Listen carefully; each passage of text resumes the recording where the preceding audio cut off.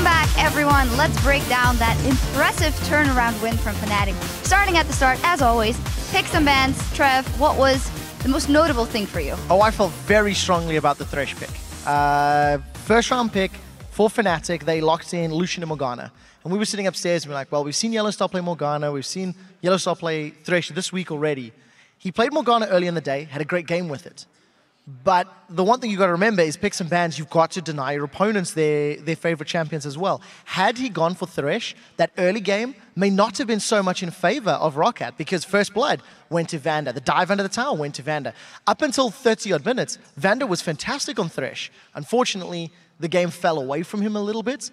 But nevertheless, it's just something that I like to see when you can deny your opponent's picks as well as give yourself the best possible. But very importantly, the Shyvana for Soaz proved to be very positive.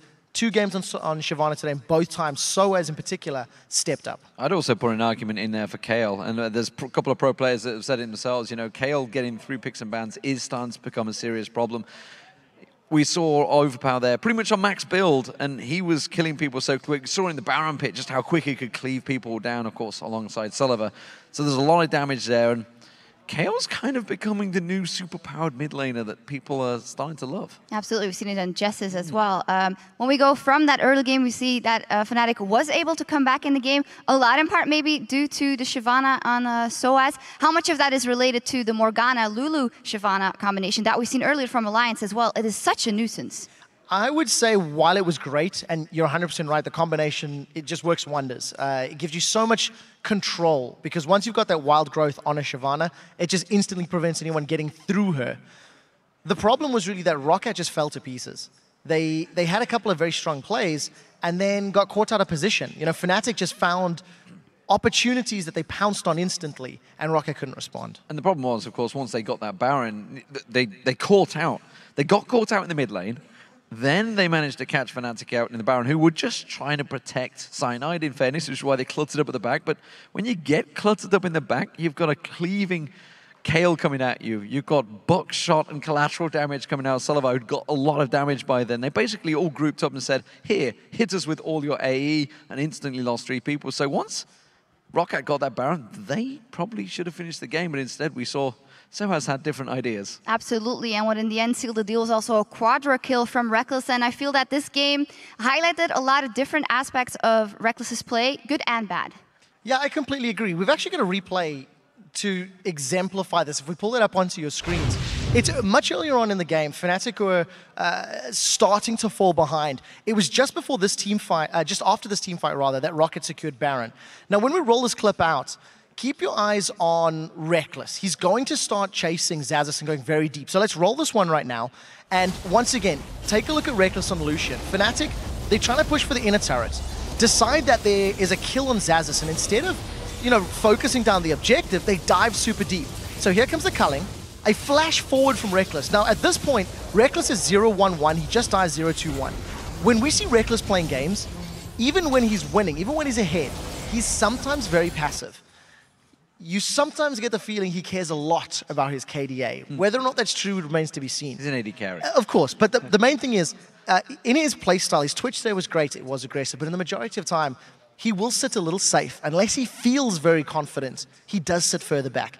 This particular team fight was maybe him coming out of his shell, maybe playing a little reckless, and unfortunately it backfired.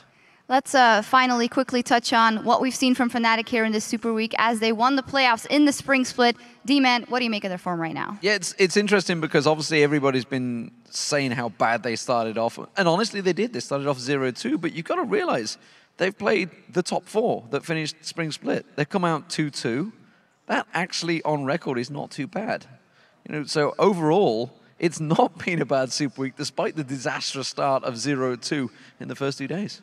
Yeah, I think for me, the biggest problem, the biggest issue coming out of this week is trying to value our teams under-practiced and under-prepared, which is why we're having these swings and why we're having these wild results. And today, we've had pretty stompy games for the most part.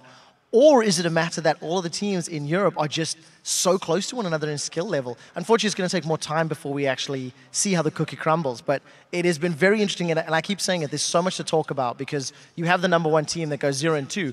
They decimated Copenhagen Wolves. They were losing to ROCCAT, And I would still say ROCCAT's mistakes allowed Fnatic back in the game. So there's a lot to think about coming out of the Summer Split's first week. And that's why we love the beginning of the split and the entire split, of course. Now, for a lot of the European teams, watching SKT's dominating victory at All-Star Paris provided a wake-up call. For the Super Hot crew, they realized the importance of having an analyst join the team. But will it help bring the players together and improve their strategy?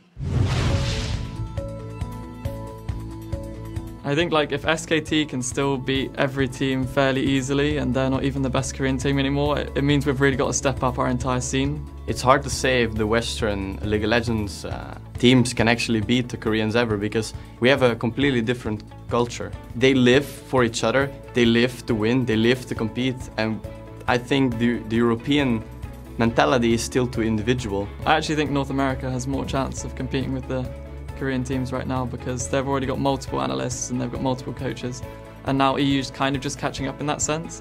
I think we need to really learn more of the macro strategy behind the game before we can beat them. I think it's going to be hard without more support staff if we ever want to compete with the Asian teams.